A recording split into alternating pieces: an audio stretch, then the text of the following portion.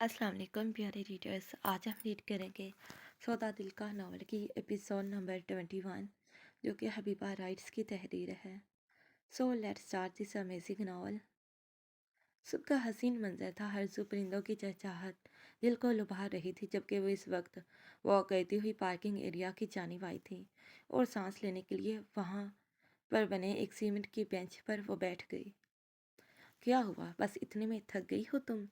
अभी से वहां बैठे चंद सेकंड ही गुजरे थे कि उसे अपने अकब से कोई जानी पहचानी सी आवाज़ सुनाई दी, जिस पर उसने अपने चेहरे पर बेजारगी की लहर को मिटा कर एक जिंदगी से भरपूर मुस्कुराहट सजाते हुए अपने अकब में देखा। डोरो, जब तक तुम मेरे साथ हो मैं नहीं थकने वाली। चाहो तो मुझे एक बार फिर से पूरे लॉन क्या सोसाइटी का राउंड लगवा लो, फिर भी मैं नहीं थकने वाली। जानते हो क्यों? वो अपने आबरू को अचकाकर अपनी जगह से उठते हुए अपने और उसके दरमियान मौजूद गज भर के फासले को ख़त्म करते हुए बोली। क्यों? बदले में आरिस ने आंखों को घुमाते बेनियाजी से पूछा। क्योंकि डोरो, मैं तुम्हारी मोहब्बत में बुरी तरह से घायल हो चुकी हूँ। अब तो बस मरना बाकी रह गया है। वो उसकी गर्दन के गिर्द अपना हसार तंग करते हुए बेकरार बेकली की कैफियत में बोली, और अपने अंदर की कैफियत को ख़त्म करने की चाह में उसने बेसाख्ता उसके डिंपल पर अपना दहकता लम्स छोड़ा और फिर अपनी सुर्ख नैन कटोरा आंखों में उसकी ज़रा सी गुर्बत का खुमार सजाए उसकी तरह वालहाना नज़रों से देखने लगी। क्या हुआ है, ऐसे क्यों देख रही हो? उसके देखने पर वो थोड़ा सा खजल हुआ, जिस पर उसने सवाल किया।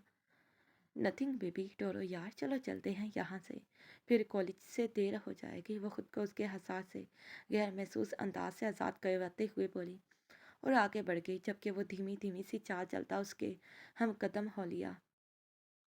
नहीं, कुछ तो बात है जो तुम मुझे ऐसे देख रही थी। वो उसके हम कदम चलते हुए बोला, जबकि उसका पूछना क्या पूछना था कि उसके इस्तफसार करने पर उसे गुज़िश्ता रात की उसकी बेबाक हरकत याद आई कि किस कदर बेबाकी से उसने उसका ड्रेस चेंज किया। जहन के झरोकों में जैसे ही यह ख्याल आया, उसके चेहरे पर गुलाल सा बिखर गया। बात जो भी हो, तुम्हें क्या फ़र्क पड़ता है? वह कंधे अचका कर बोली। मुझे फ़र्क पड़ता है, इसी बाबत तो मैं तुमसे इस्तफसार कर रहा हूँ। उसने उसका हाथ थामकर उसे रोककर पूछा। मैं इकराम भैया को बताऊंगी कि तुमने। इतना कहकर उसने अपनी बात को अधूरा छोड़ दिया, जबकि समझने वाले को उसका एक इशारा ही काफ़ी था कि वो क्या कहना चाह रही थी। मैंने कुछ गलत नहीं किया तुम्हारे साथ, बल्कि अगर मैं तुम्हें वो पल के लिए रुका और फिर बोला, यार यार तुम्हारी तबीयत मज़ीद ख़राब हो जाती बस इसी करके मैंने वो सब किया। अपनी बात कहकर उसने सख्ती से अपना लब भींच लिया और तंबिया निगाहों से उसे देखने लगा, जबकि उसकी गजीली निगाहों के वार से बचने के लिए वो उसके कुशादा सीने में छुप गई। डोरो, तुम इस लहजे में मुझसे बात करते हुए जहर लगते हो। मैं फिर भी बताऊंगी, फिर चाहे जितना मर्जी मुझ पे गुस्सा दिखाओ, मैं अब बताकर ही रहूंगी। वो उसके अचानक गुस्सा होने पर मुंह फुलाकर बोली, जबकि उसने एक सर्द महकती हवा के सुपुर्द की, क्योंकि उसका मसनूई गुस्सा उस पर करना बेकार जो ठहरा था, और उसके फूले हुए गुलाबी गालों को देखकर वो दिलकशी से मुस्करा दिया। ओके माय ब्यूटी क्वीन, जैसा तुम चाहो। जब वो यूँ आए तब मैं तुम्हें खुद याद दिलवा दूंगा, लेकिन उससे पहले अपना मूड स्पॉइल मत करो। वो उसे खुद से परे करते हुए उसके फूले हुए गाल खींच कर बोला, जिस पर वो खिलखिलाकर हंसी। और ऐसे ही वो दोनों एक दूसरे से मीठी नोकझोंक करते हुए बस्ती दरवाजे की तरफ बढ़ गई।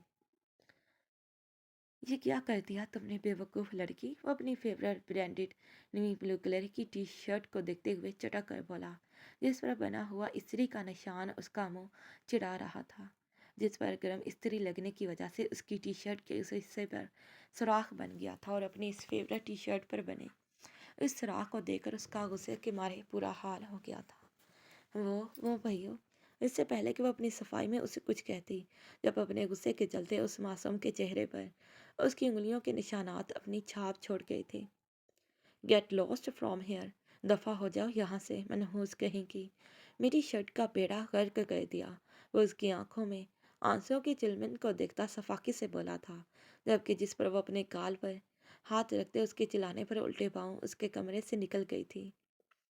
अजर खानजादा के कमरे से बाहर निकलने के बाद वो दफातन राहदारी में अंधाधुंध भागते हुए अपने सामने से आते वो किसी जीरो से टकराई थी, जिस पर मुकाबिल ने उसके चेहरे के नकुश को गौर से देखने लगा। आप भी کیا ہوا آپ کو؟ وہ اس کے چہرے پر سبز انگلیوں کے نشانات کو دیکھتی فکر مندی سے بولی۔ میں کچھ پوچھ رہی ہوں آپ سے۔ آپ ہی کیا ہوا ہے آپ کو؟ کیا اظہر بھائی نے آپ کو کچھ کہا؟ ایم ڈیم شیور ضرور اظہر بھائیوں نے آپ کو کچھ کہا ہوگا، ورنہ آپ ایسے نہ رو رہی ہوتی۔ وہ اسے سوال جواب کر رہی تھی جب اس کے نام میں سر ہلانے پر وہ اپنے تئیں کچھ اخذ کرتے ہوئے بولی، چلے میرے ساتھ آپ، میں پوچھتی ہوں ان سے ان کی ہمت کیسے ہوئی آپ پر ہاتھ اٹھانے کی۔ وہ اس کے آنسو اپنی انگلیوں کے پوروں سے صاف کرتی ہوئی اس کا ہاتھ تھام کر اظہر خان زادہ سے نپٹنے کے لیے اس کے روم کی طرف جانے لگی جب وارث نے اس کے بازوں سے تھام کر اسے روکا۔ تم نہیں جاؤ گی اظہر بھائیوں کے روم میں، سنا تم نے؟ اور انائشہ آپ اپنے روم میں جائیں، اس بارے میں ہم بعد میں بات کرتے ہیں۔ وہ ایک نظر انائشہ کو دیکھ کر انائشہ سے مخاطب ہوتے ہوئے سنجیدگی سے بولا، لیکن ڈورو تمہیں دکھائی نہیں دے رہا کہ اظہر بھائیوں نے ان پر؟ وہ اس کی آنکھوں کی سنجیدگی میں دیکھتی بے بسی سے بولی، جس کی ہیزل براؤن آنکھیں اس کے تئیں اسے غون کرتی ہوئی نظر آئیں۔ اکرام بھائیو نہیں ہے گھر پر، اسی لیے کوئی فائدہ نہیں ہے ان سے بات کرنے کا، وہ اس کی کان سے گہری بری آنکھوں میں دیکھتے بولا۔ اور انائشہ فکر نہیں کرو، اب اکرام بھائیو ہی انہیں سیدھا کر سکتے ہیں۔ وہ انائشہ کی طرف دیکھتے ہوئے اسے تسلی و تشفیع دیتے بولے۔ پر ڈورو اس نے کچھ کہنا چاہا جب اس نے اسے ہاتھ اٹھا کر روک دیا۔ پر کچھ نہیں، ہم لیٹ ہو رہے ہیں، ہمیں کالج بھی جانا ہے، جبکہ اسے کسی بھی بحث کا موقع دیے بغیر وہ اس کو یہاں سے جانے کا حکم سنا چکا تھا، جس پر وہ اس کی وان کرتی آنکھوں سے پیر پٹکتے ہوئے وہاں سے چلی گئی، جبکہ وہ اس کے جانے کے بعد انائشہ کی طرف بڑھا۔ انائشہ، ہوا کیا تھا؟ اس نے انائشہ کے جاتے ہی اس کی طرف دیکھتے اپنے مخصوص نرم گرم لہجے میں اسے استفسار کیا۔ وہ عارض پر اسے بتانے سے ہچکچائی، کیونکہ ہچکچاہٹ کے مارے اس سے بولا تک نہیں جا رہا تھا۔ ہاں بولو انائشہ، میں سن رہا ہوں، کیا ہوا؟ کس بات کا غصہ نکالا اس نے آپ پر؟ وہ اس کی ہچکچاہٹ کو محسوس کرتے اسے تسلی و حوصلہ دیتے ہوئے بولا، جس پر اس کے اتنے پیار سے پوچھنے پر اس نے اسے سب بتا دیا۔ اس کی بات ختم ہوتے ہی اس نے سختی سے اپنے ہونٹ بھیج لیے اور ترہم زدہ نگاہوں سے اس کی طرف دیکھا۔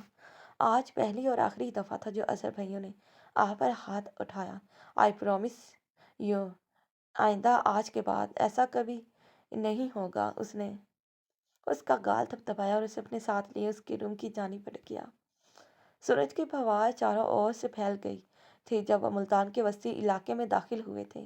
ان کی سیاہ رنگ کی گاڑیاں سورج کی روشنی میں کسی نازک کانچ کے افگینے کی طرح سورج کی تیز روشنی میں چمک رہی تھی۔ اوپر سے گاڑیوں کا مخصوص شور فضا میں ایک عجب سی کیفیت پیدا کر رہا تھا۔ تقریباً 11:30 بجے کا وقت تھا جب ان کی گاڑی ایک روپوش علاقے میں داخل ہوئی۔ اس علاقے میں چھوٹے بڑے ہر قسم کے اعلیٰ ذوق کو شوق رکھنے والے لوگوں کے گھر موجود تھے۔ ان کی گاڑی اس علاقے کی ایک مخصوص سڑک کو کراس کرتے ہوئے ایک موڑ مڑتے ہوئے رکی تھی، جس پر اربد خان نے فرنٹ سیٹ پر بیٹھے ہوئے گردن موڑ کر اکرام خان زادہ کی طرف ایک مخصوص اشارہ کیا تھا، جس پر وہ اس کے اس مخصوص اشارے کو سمجھتے ہوئے گردن کو اسبات میں ہلایا۔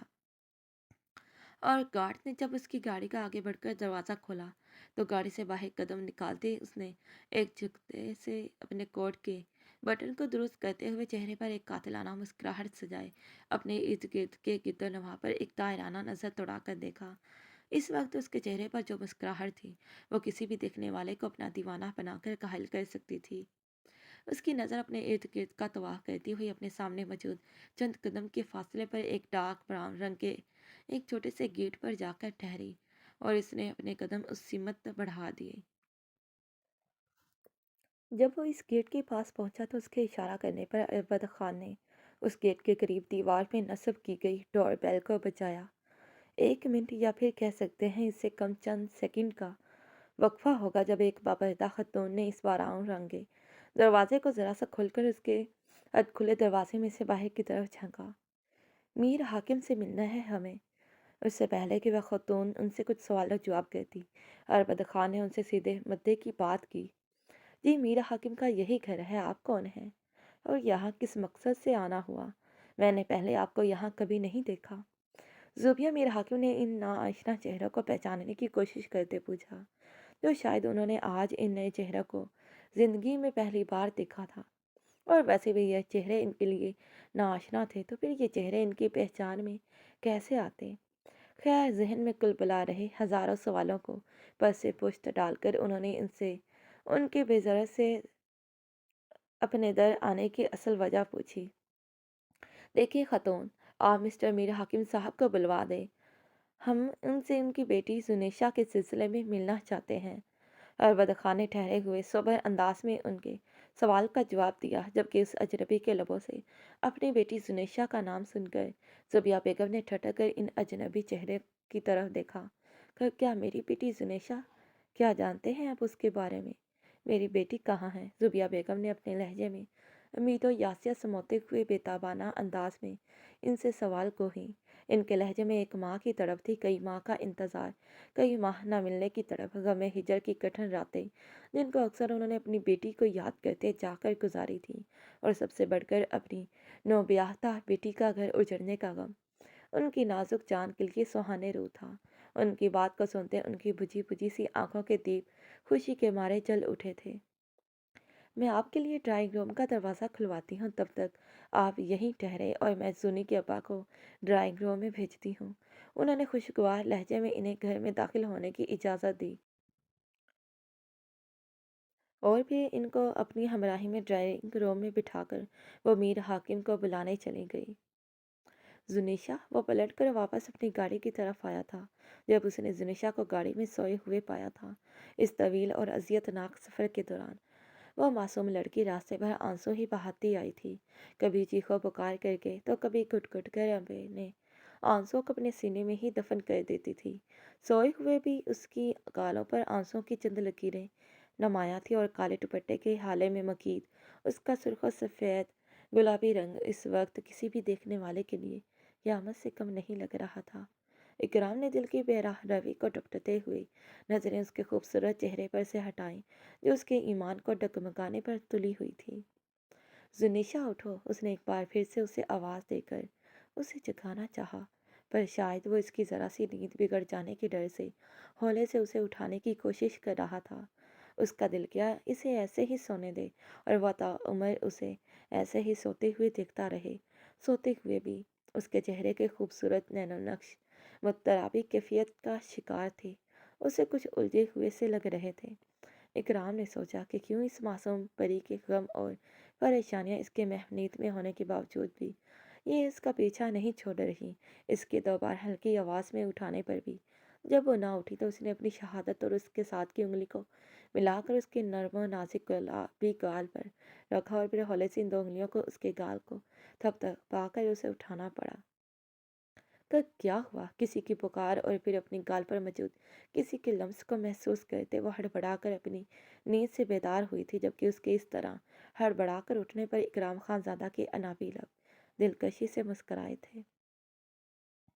منزل آ گئی ہے، اس نے مسکراتے ہوئے گویا جیسے اسے اطلاع دی تھی، جبکہ اس نے ناسمجھی سے اپنی نیلی آنکھوں کو اٹھا کر اس کی جانب دیکھا تھا۔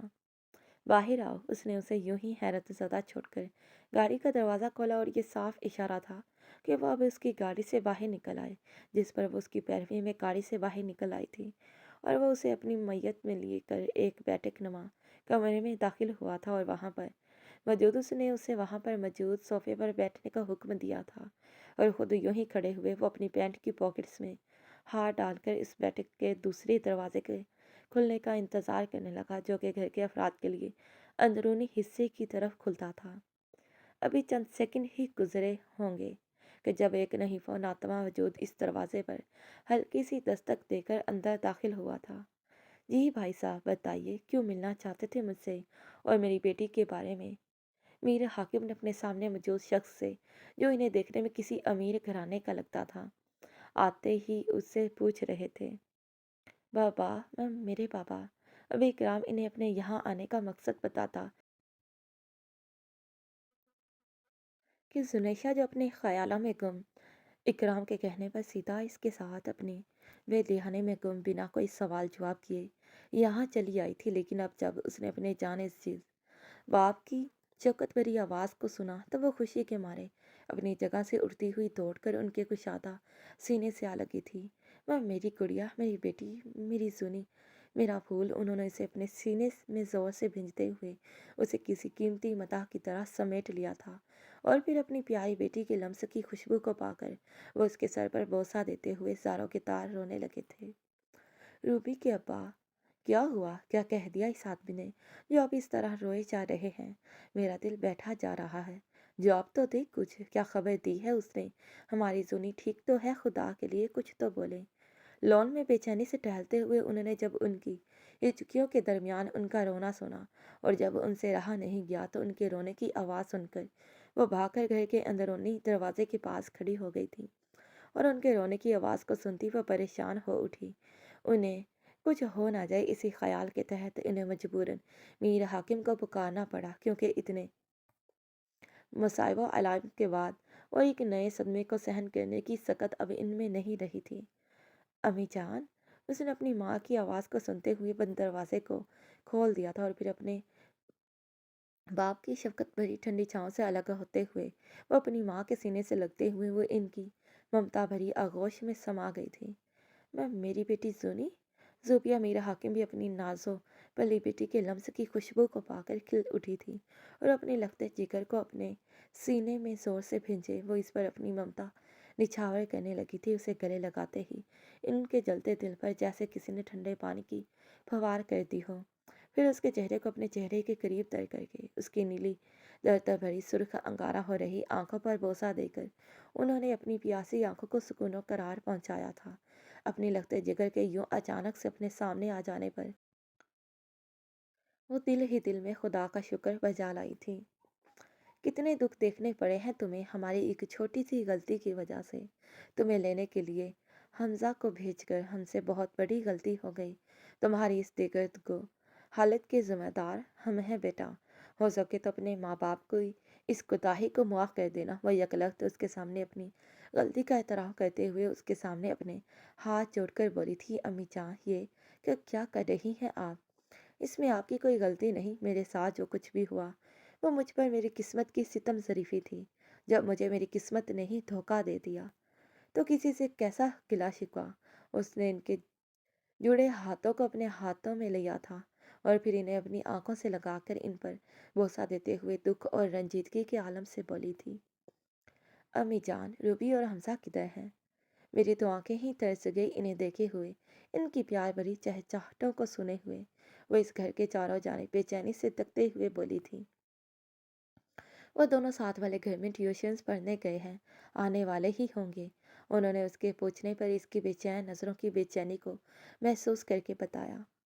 بیٹا کیا نام ہے تمہارا؟ ماں نے انہوں نے اکرام خان زادہ سے پوچھا تھا جو ان کے درد بھرے ملن پر جیسے خود بھی دیدہ ہو گیا تھا۔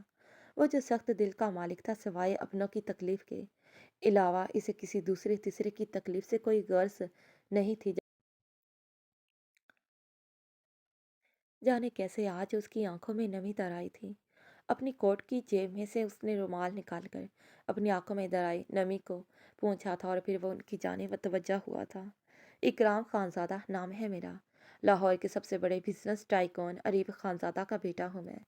اس نے اپنا تعارف کروایا تھا لیکن اسے خود پر فخر تب محسوس ہوا جب اس نے خود کا حوالہ اریب خانزادہ کا بیٹا ہونے کی حیثیت سے دیا تھا۔ وہ سمجھتا تھا اور ہمیشہ سے کہتا آیا تھا کہ اپنی پہچان وہ خود ہے۔ اس کا نام، عزت، دولت، شہرت اور مقبولیت ان سب کے ہوتے ہوئے اسے کسی دوسرے حوالے کی ضرورت نہیں۔ لیکن آج جب اس نے اپنے نام کے ساتھ اپنے باپ کا حوالہ دیا تو اسے لگا جیسے اس کا سیر خون بڑھ گیا ہو۔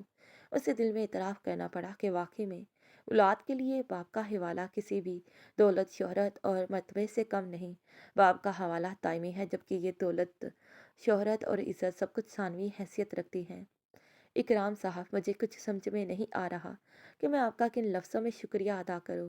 آپ نے ہمارے لیے وہ کیا ہے جس کا شاید ہی کوئی نعم البدل ہو۔ آپ نے ہمارے آنگن کے بچھڑے پھول کو ہمارے باغ میں پھر سے لوٹا دیا۔ خدا اور اس کے رسول صلی اللہ علیہ وآلہ وسلم کے بعد آپ پر ہماری جان بھی قربان جائے۔ ہم آپ کو محض دعا ہی دے سکتے ہیں کیونکہ اب اس غریب باپ کے پاس آپ کو دعا دینے کے علاوہ کچھ نہیں بچا۔ وہ باہمت مرد غم سے نڈھال ہوتے ہوئے اپنے سے کئی عمر چھوٹے مرد کے سامنے بے بس ہو رہا تھا۔ اس کی ضرورت نہیں ہے آپ کو میر حاکم صاحب، میں نے جو کیا اپنی دلی رضامندی سے کیا، اور اگر دعا ہی دینی ہے تو دعا کیجیے گا کہ خدا پاک میری بہن کی آئندہ آنے والی زندگی کو سہل اور آسان بنا دے۔ وہ اپنی جگہ سے چلتا ہوا ان کے پاس آیا اور ان کے کندھوں سے تھام کر انہیں گرم جوشی سے دباتے ہوئے اس نے فراخ دلی سے کہا، جس پر وہ اس خوبروز سے مرد کے دل سے مشکور ہوئے تھے۔ اور بدر خان، اس نے اپنے دائیں جانب کھڑے اور بدر خان کو پکارا تھا اور اسے آنکھ کا اشارہ کیا تھا، جبکہ وہ تو اس کے حکم کا غلام تھا۔ اس کا اشارہ پا کر اپنا سر اسپات میں ہلا کر کمرے سے باہر نکل گیا۔ خان سر، یہ اس پراپرٹی کے پیپرز ہیں جن کو آپ نے مجھے خریدنے کا بولا تھا۔ وہ جب واپس آیا تو اس کے ہاتھ میں ایک فائل تھی جس میں سے اس نے چند پیپر نکال کر اس کی جانب بڑھائے تھے۔ میر صاحب آئیے بیٹھیں، ادھر بیٹھ کر بات کرتے ہیں۔ وہ صوفے کی طرف اشارہ کر کے انہیں بیٹھنے کا کہہ کر ٹانگ پر ٹانگ چڑھا کر مغرورانہ انداز لیے ان کے عین سامنے خود بھی بیٹھ گیا تھا۔ میں جانتا ہوں آپ کو قسمت کی ستم ظریفی اور حالات نے بہت بری طرح سے مات دی ہے، حتیٰ کہ ان حالات کی مار نے آپ سے آپ کے گھر تک کو چھین لیا تھا، لیکن اکرام خان زادہ کا سلام ہے آپ کی ہمت کو، جو اتنا کچھ سہنے کے باوجود بھی آپ نے ہمت نہیں ہاری۔ جہاں تک ہو سکتا تھا آپ اپنی بیٹی کے لیے لڑے۔ مجھے یہ کہنے میں کوئی عار محسوس نہیں ہو رہا کہ ایسے پرشفقت باپ کسی بھی اولاد کے لیے قیمتی سرمایہ ہوتے ہیں، اور آپ اپنی اولاد کے لیے کسی قیمتی سرمایہ سے کم نہیں ہیں۔ اگر آپ برا نہ مانیں تو میری طرف سے آپ کے لیے ایک چھوٹا سا تحفہ ہے جو میں چاہتا ہوں آپ مجھے اپنا دوسرا بیٹا سمجھ کر قبول کر لیں۔ اس نے ان کی ہمت و حوصلہ کا اعتراف دل سے کیا تھا، جو اتنے کٹھن حالات میں بھی ثابت قدم رہے تھے۔